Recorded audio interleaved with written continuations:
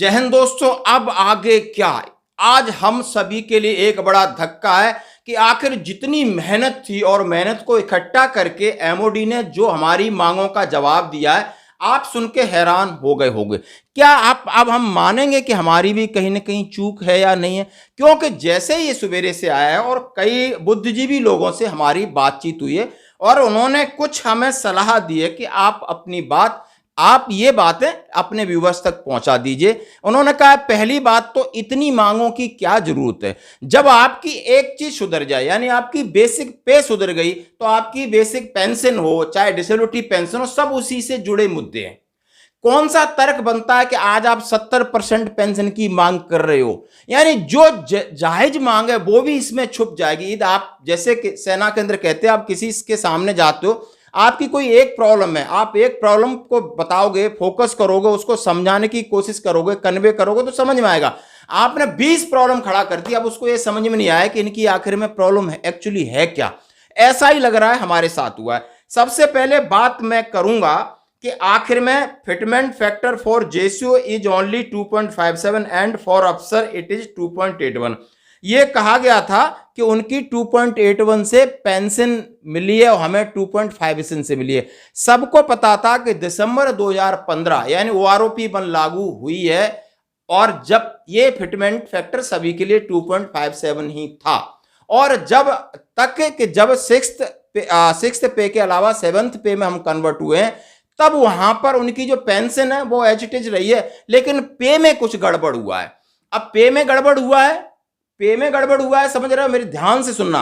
अब वो जो पे में गड़बड़ हुआ 2016 के बाद, अब 2018 को बेस ईयर माना और उसमें से आपकी ओआरओपी 2 में पेंशन का जो बेसिक पेंशन फिक्स कर दी। अब ओआरओपी 1 से आपको सीधे सीधे कम लगेगी। तो ये बात उन्होंने सिरे से खारिज कर दी और करके उन्होंने तथ्य डाले हैं कि इंडेक्स ऑफ रैशनलाइजेशन का जो फर्क है, यानी जो आप बेसिक पेंशन आपकी बेसिक पे कन्वर्ट हुई थी उसका फर्क है, क्योंकि 2018 के हिसाब से है। अब मैं आपके सामने, हमारे एक मित्र हैं दीवान साहब, उन्होंने हमें समझाने की कोशिश की कि ये फैक्ट है और कुछ चीजें हमें उन्होंने भेजा जब हम उनसे बात कर रहे हैं। चलो उनका भी आप वीडियो सुनिए थोड़ा सा। यानी उनका जो इंडेक्स मिला, उनको जो मल्टीप्लिकेशन फैक्ट मिला, रोल रेस्पॉन्स अकाउंटेबिलिटी के आधार पर मिला। At each stage at the PV1 the index is 2.57। PV1 में आते हैं आपके सिपाही, नायक, हवलदार। PV2 में आते हैं नायब सूबेदार, सूबेदार और सूबेदार मेजर, ये दो में ही थे। आगे जो PV3 है और PV4 वो अलग हो जाते हैं। हमारे दो ही थे, PV1 और PV2।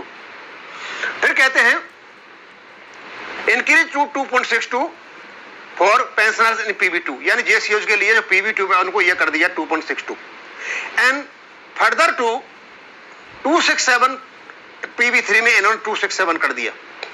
Recognizing the significantly higher degree of responsibility in accountability HE level corresponding to senior administrative grade, the entry pay is recommended for enhancement by a multiple of 2.72. The same multiple is also being applied at the HAG and HAG level. At the apex level, the index is applied 2.81, and for the service chiefs or cabinet secretary, the index is 2.78. अब हम देखेंगे ये जो बात कर रहे हैं, क्या इनकी बात सही है? पता है आपको क्या किया इन्होंने? आपको ये बता रहा है DSW, क्योंकि आपका इंडेक्स ऑफ रैशनलाइजेशन यानी मल्टीप्लिकेशन फैक्टर कम था जब 7 CPC में आपके पे स्केल सेट हुए थे, और इसी कारण से आपकी OROP2 कम हुई है। इन्होंने अपना एक गवर्निंग सिद्धांत बना दिया। अब DSW को हम बताते हैं कि आप कहां झूठ बोल रहे हो। कैबिनेटली सभी CPC ने इंडेक्स ऑफ रैशनल की बात की है, लेकिन उस पर अमल नहीं किया है। आप आखिर वो क्या कह रहे हैं और क्या कहना चाहते हैं?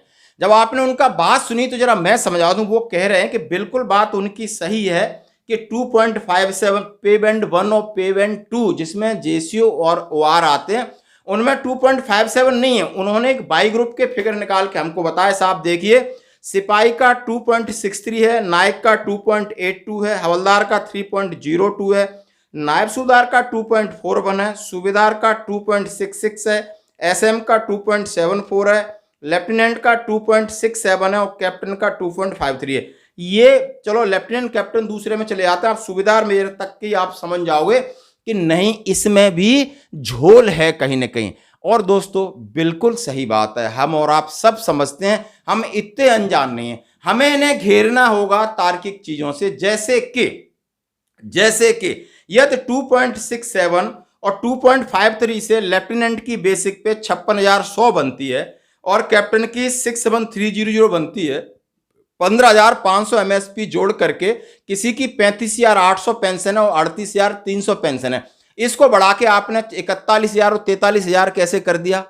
क्योंकि ये जो चीजें हैं एक दूसरे से लिंक नहीं हैं, इनको समझना होगा।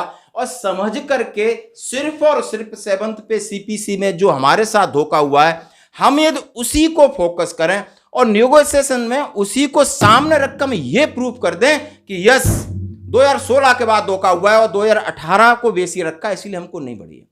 बड़ी सिंपल सी बात है, ये सामने क्लियर दिख रहा है। एक है साधें सब सदें, सब साधें सब जाएं।